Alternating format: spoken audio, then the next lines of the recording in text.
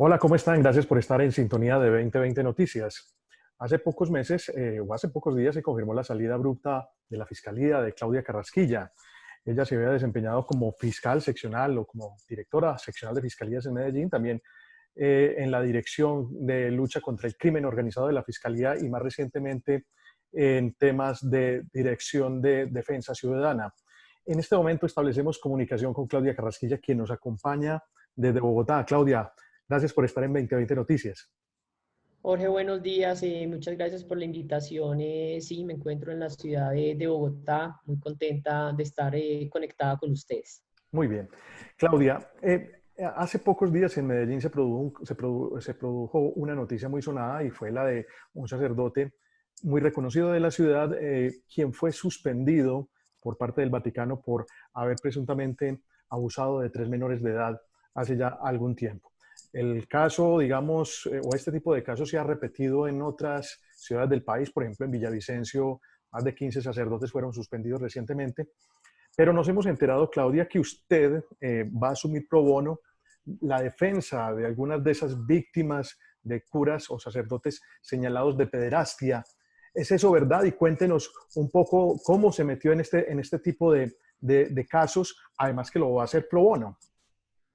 Jorge, sí, pues una persona me contacta la semana anterior y me comenta sobre el caso, me dice que hay una víctima que necesita una representación de un abogado, que esa persona fue víctima de una organización, por decirlo así, de sacerdotes que había en Villavicencio que venían abusando de varios menores de edad. Esta víctima ahora es mayor de edad, pero desde que tenía 13 años venía siendo abusada por estos sacerdotes. Entonces, cuando me hacen el comentario, pues a mí la verdad me llama mucho la atención y teniendo en cuenta la limitación que yo tengo para el litigio en este momento, porque pues, la ley de anticorrupción, que creo que la 1474 me prohíbe litigar en contra de la Fiscalía General de la Nación, pues ahora lo voy a hacer como representante de víctimas, voy a acompañarlos en esta investigación para recaudar toda la información necesaria y poder llegar a descubrir realmente qué organización hay Ujú. detrás de toda Claro. esta situación que se ha venido presentando. Te cuento que de la información que he logrado obtener fueron inicialmente denunciados 19 sacerdotes en Villavicencio, Sí. en Guaviare. Dicen que también al parecer ha ocurrido en los Estados Unidos y en Chile. Y esta víctima es quien ha relatado toda esta información. La víctima ha sido amenazada en varias oportunidades por varias personas. De hecho, la semana inmediatamente anterior también hubo la necesidad de formular una denuncia nuevamente en la fiscalía por amenazas. Esta persona se Ujú. encontraba en su ciudad cuando fue abordada por una mujer, quien al parecer es familiar de uno de estos sacerdotes. Le hizo señas con sus dedos como si fuera una pistola y le dijo que lo iba a matar, que él se tenía que quedar callado. Entonces es una víctima que Claro. la verdad se encuentra muy sola y a mí eso me generó un sentimiento de necesidad de apoyarlo, teniendo yo mis capacidades y mis conocimientos jurídicos, de apoyarlo y mirar hasta dónde podemos llegar con esta investigación. De parte de la iglesia ha habido un Mm. apoyo importante. Él también dio su declaración allí en la iglesia, contó qué era lo que estaba sucediendo y de hecho por eso se suspende por parte del cardenal estas 19 personas. Se tiene información dentro de la investigación que no son 19, sino 36 Mm. sacerdotes que abusaban de estos menores de edad. Lo más triste y lo más lamentable es que las víctimas de este abuso sexual son menores de población muy vulnerable, Sí. son muy pobres, no tienen educación, no tenían su educación básica y de eso era que se aprovechaban estos sacerdotes para cooptarlos y para poderlos acceder sexualmente. Claudia, ¿cuántas personas podrían haber sido o haber caído en esta red de estos sacerdotes señalados de pederastia en esa ciudad en Villavicencio? Aún no he podido establecer el número total de víctimas porque no he hablado sino con dos de esas víctimas, pero estoy recolectando precisamente la información por el tema de la pandemia, pues yo no he podido viajar a Claro. Villavicencio para recibir la información acerca de la investigación. Lo que yo he recibido es lo que las víctimas me han entregado, que no es mucha tampoco la información. He accedido a través también de Caracol, que fue quien presentó el programa, de alguna información que ellos Sí, tienen, y con ello ya me he hecho una idea de lo que es el proceso. También la semana anterior, por solicitud entiendo que es como el periodista que fue el que presentó inicialmente la noticia, hizo un cambio, una solicitud de cambio de radicación para que el caso sí. obviamente quedara radicado en Bogotá para mayores garantías, y accedí a una resolución que expidió el fiscal general Barbosa, donde en efecto acepta la variación de asignación y le asigna el caso a la jefe del CAIBAS acá en la ciudad de Bogotá. Sí. Muy seguramente también cuando termine la pandemia, pues podré acceder para tener comunicación con ella y ayudar en lo que más podamos para agilizar esta investigación. Esta víctima me dice tenía 13 años cuando fue objeto de ese abuso. Sí, tenía 13 años y los rangos de edad de los menores de edad que fueron abusados junto con él es más o menos esa. Y fue por parte de un sacerdote o por parte de un grupo de sacerdotes. ¿Quiénes son los señalados? Fueron varios sacerdotes, en este momento no tengo el nombre, son Sí, 36 sacerdotes que ya están identificados. Estamos a la espera claro. que la iglesia tome la decisión. Con los restantes ya inicialmente fueron suspendidos 19 de ellos. ¿Qué era el modo de operar?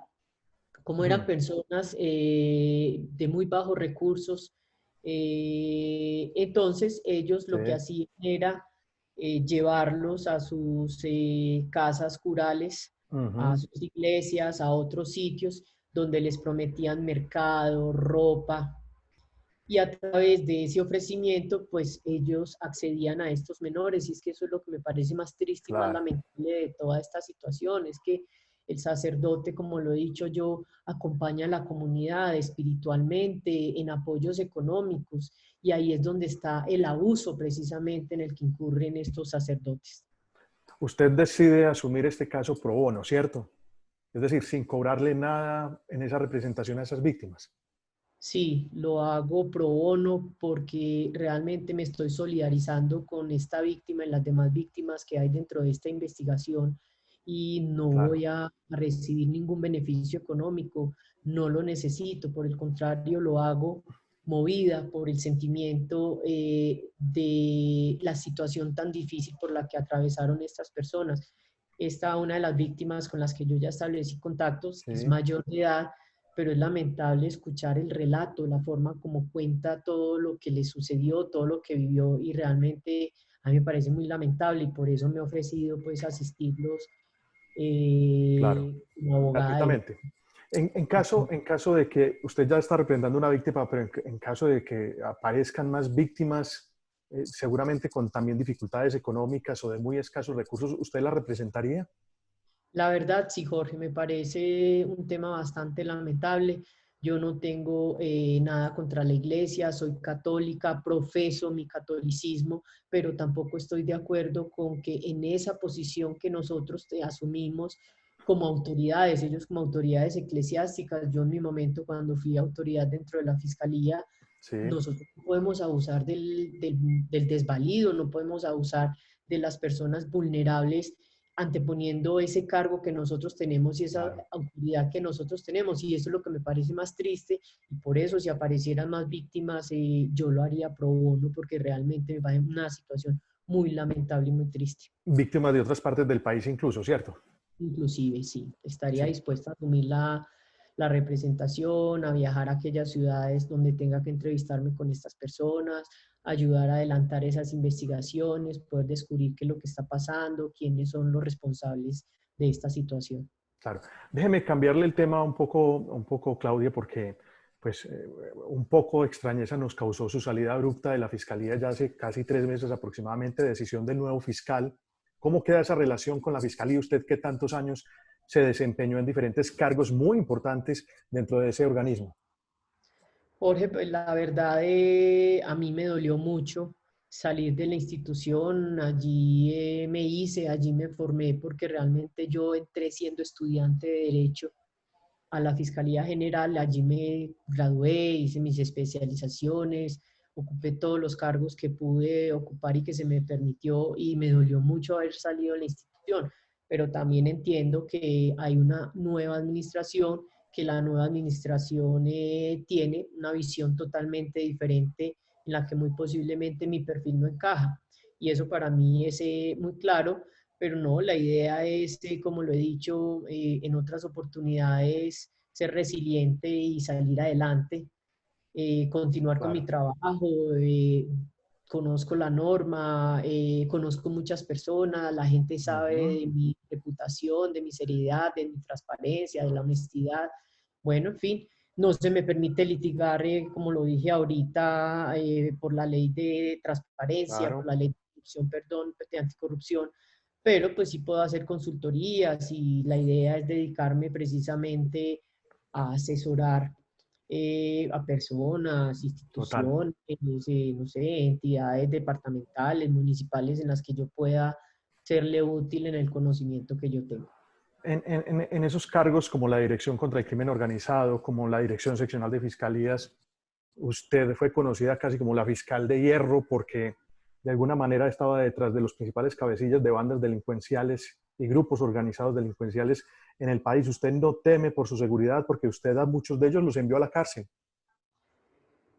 Jorge, pues realmente como ser humano siento temor, porque pues, es una amenaza de manera permanente por el trabajo tan fuerte que se hizo contra ellos. De hecho, a mi hijo que vivía en Medellín, yo lo tuve que traer, y él vive conmigo actualmente en Bogotá, precisamente por una información que salió a través de esa página de Rolando Motos, de alguien que accedió allí y nos Ujú, comunicó que a él pretendían hacerle algo. Entonces tuvo esquema durante todo el tiempo, y finalmente en diciembre, cuando se graduó de la universidad, me lo traje.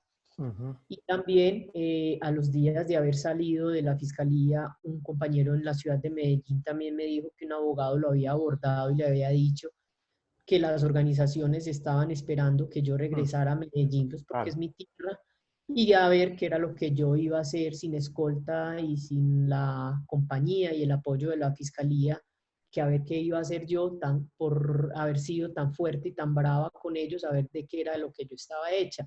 Entonces, sí, obviamente a uno le causa temor, y por eso no me fui para la ciudad de Medellín, por eso me quedé viviendo en Bogotá, pues porque tampoco me voy a servir en bandeja Claro. de plata. Puede que sea cierto, puede que no sea cierto, pero yo tampoco me les voy a servir en bandeja de plata. ¿Y usted De igual manera, ha podido identificar de dónde provienen esas amenazas, de pronto a través de sus contactos en la fiscalía, con las autoridades?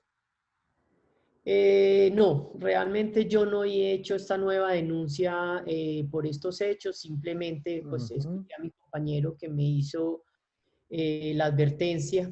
Lo que te digo, no decidí no claro. viajar a Medellín, sino quedarme acá en Bogotá, porque pues tampoco me va a servir en bandeja, perdón, para ellos.